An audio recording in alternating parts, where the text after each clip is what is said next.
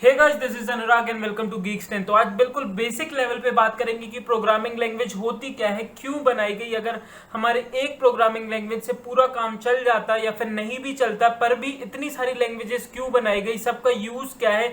एक बिल्कुल basic level पे बात करेंगे कि प्रोग्रामिंग लैंग्वेज का क्या यूज है, डेटा स्ट्रक्चर क्यों यूज करते हैं, मतलब जितनी भी जनरली आज बात करने वाले हैं बिल्कुल बेसिक लेवल पे। जिसको कुछ भी नहीं पता और जिसको पता भी है उसके पूरे डाउट आज क्लियर होने वाले प्रोग्रामिंग लैंग्वेज को लेके, क्योंकि मैं आज ऐसे आपको समझाने वाला हूं क्योंकि आपको कभी फ्यूचर में डाउट नहीं होगा या फिर कंफ्यूजन नहीं होगी कि प्रोग्रामिंग लैंग्वेज क्या है, क्यों यूज कर रहे हैं, कहाँ यूज करना है, कैसे यूज करना है, कब आई कब नहीं, सब कुछ इस वीडियो में आपका मतलब जो कंफ्यूजन है आपका सब क्लियर हो जाएगा। तो बस इन सब सवालों का जवाब इस वीडियो में ढूंढने की कोशिश करेंगे। So let's begin.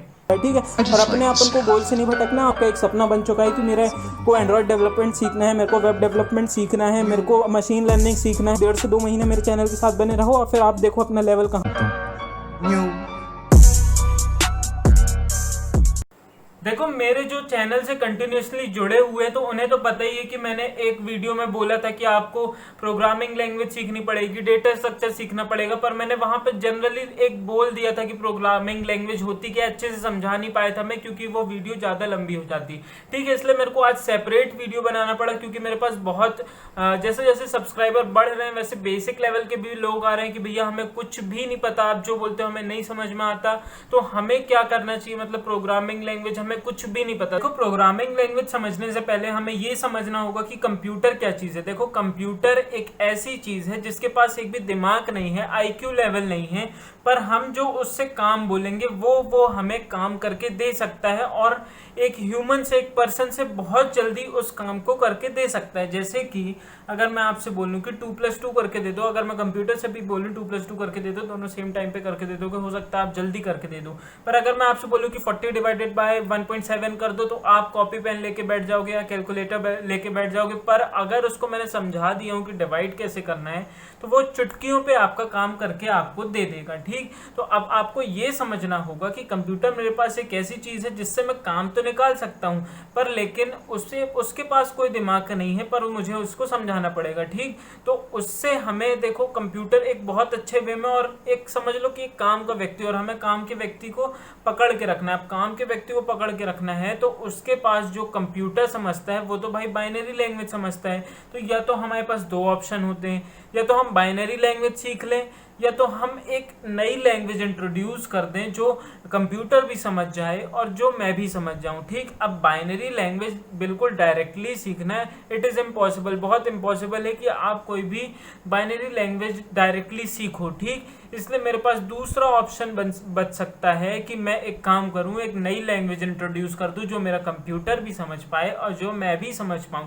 ठीक, अब आपको क्वेश्चन ये होना चाहिए कि भैया आपने बोला कि कंप्यूटर तो सिर्फ बाइनरी लैंग्वेज समझता है और हम भी ये सब जानते हैं, फिर ये कैसे एक नई लैंग्वेज इंट्रोड्यूस होगी। देखो, हम जो कोड लिखेंगे जो नॉर्मल लैंग्वेज होती है और या फिर प्रोग्रामिंग लैंग्वेज में उसे सिंटेक्स बोलते हैं। तो जो सिंटेक्स में लिखेंगे, जो कोड लिखेंगे, जो प्रोग्राम लिखेंगे, उसको हमारा कंपाइलर कंपाइल करके बाइनरी में कन्वर्ट कर देगा, बाइनरी डिजिट में, और वो कंप्यूटर के पढ़ने लायक केपेबल हो जाएगा, कंप्यूटर के रीडेबल हो जाएगा।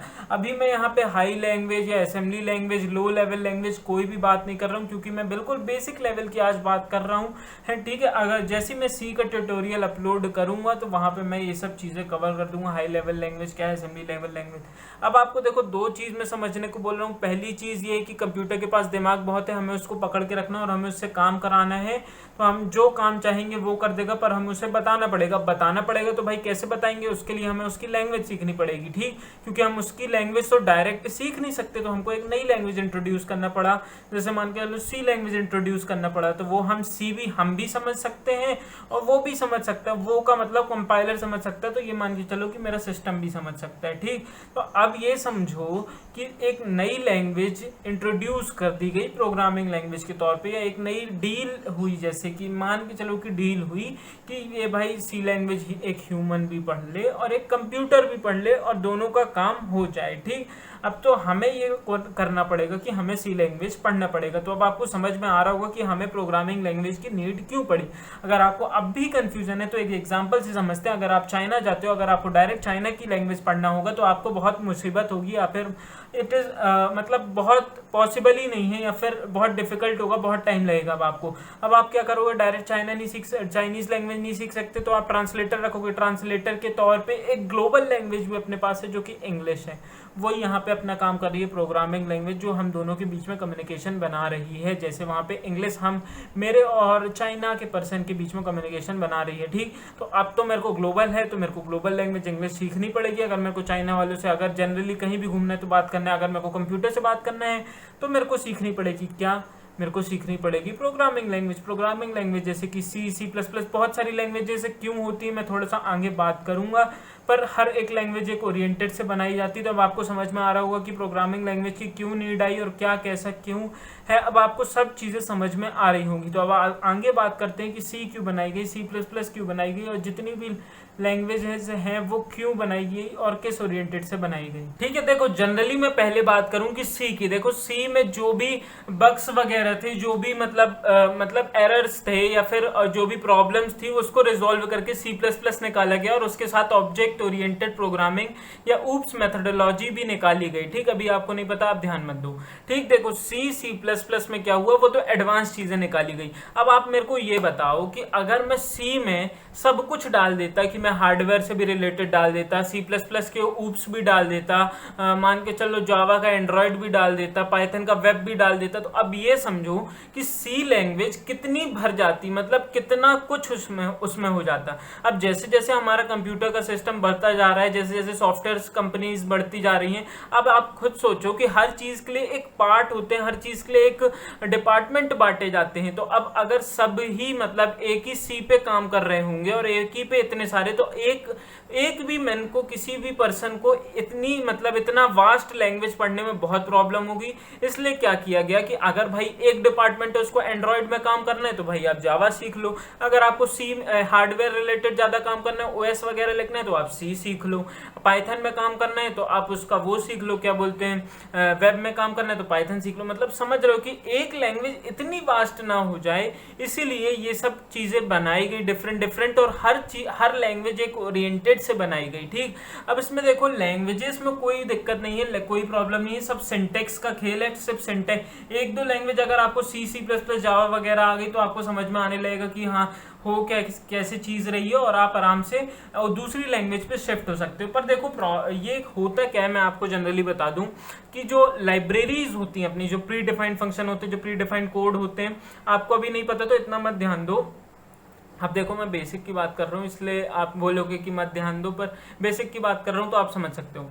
अब देखो प्री डिफाइंड कोड जो लाइब्रेरीज वगैरह होती हैं वो रिच कर देते हैं लोग, जैसे सी की लाइब्रेरीज में हार्डवेयर रिलेटेड डाल दिए, जावा की लाइब्रेरीज में एंड्रॉयड रिलेटेड डाल दिए, पाइथन की लाइब्रेरीज आजकल बहुत रिच कर दी, इसलिए पाइथन ऊपर चली गई।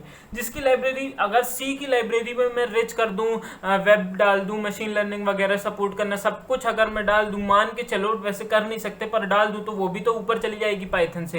तो वो सब चीजें लाइब्रेरीज का खेल है, मतलब लाइब्रेरीज जिसमें ऐड करते जाओगे वो चीजें होती जाएंगी। अब लाइब्रेरीज क्या होती है, वो प्री डिफाइंड कोड फंक्शन होता है, अभी आप ध्यान मत दो। पर अगर अब आपको समझ में आ गया होगा कि हमें प्रोग्रामिंग लैंग्वेज की क्यों नीड पड़ी, क्या है, कैसे है, क्यों बीच में रखे कंप्यूटर से बात करने में।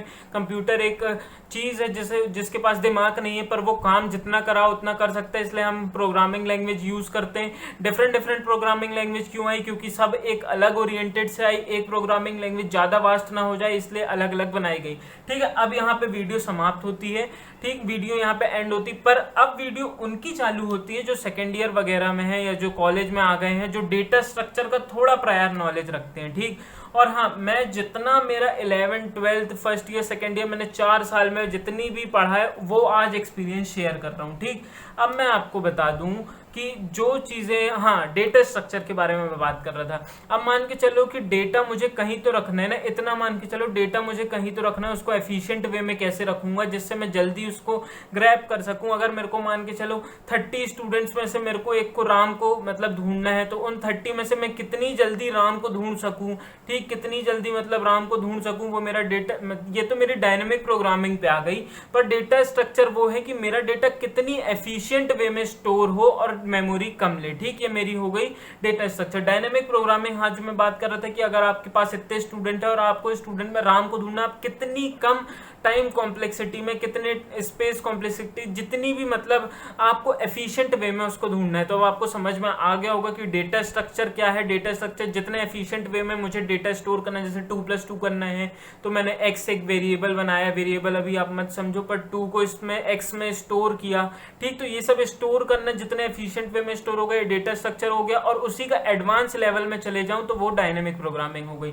ठीक, तो आज की वीडियो में यही था कि प्रोग्रामिंग लैंग्वेज वगैरह आपने देख ली, डेटा स्ट्रक्चर, डायनेमिक प्रोग्रामिंग देख ली।